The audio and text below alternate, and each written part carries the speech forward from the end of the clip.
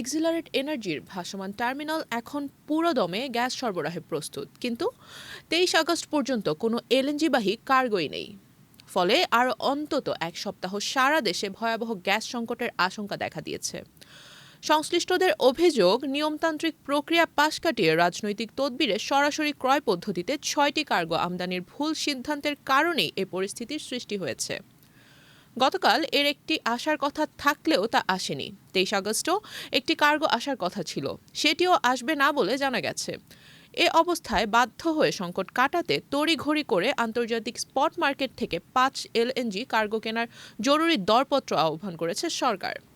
সংশ্লিষ্টরা জানিয়েছেন, তদবিরের ওই কার্গোগুলো সময়মতো আসবে না জেনে স্পট মার্কেট থেকে 17 ও 24 আগস্টের জন্য ব্রিটিশ পেট্রোলিয়াম সিঙ্গাপুর থেকে কার্গো কেনা হয়েছিল। সেগুলো নিয়ে 6 আগস্ট ক্রয় সংক্রান্ত মন্ত্রিসভার কমিটিতে প্রস্তাব পাঠানো হয়েছিল।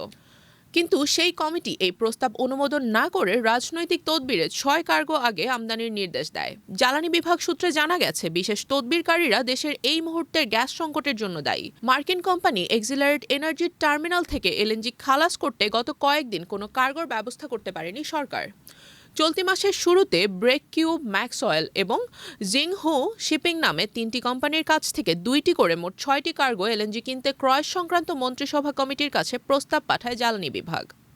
এর মধ্যে ব্রেক কিউব প্রতি ইউনিট $13, ম্যাক্স অয়েল $21 একটু বেশি এবং জিংহু শিপিং $16 প্রতি ইউনিটের দর দেয়। যদিও স্পট মার্কেটে এখন দাম $22 বেশি। জ্বালানি বিভাগ দরপত্রহীন কার্গোগুলোর ক্রয়ের প্রস্তাব দেয়। এই 6 কার্গো 6 আগস্ট অনুমোদন দেওয়া হয়, কিন্তু এগুলো আসছে না। জানা গেছে, এই 6 কার্গো এলএনজি ক্রয় করতে সরকারের সঙ্গে ঘনিষ্ঠ কয়েকজন নেতা সুপারিশ করেন।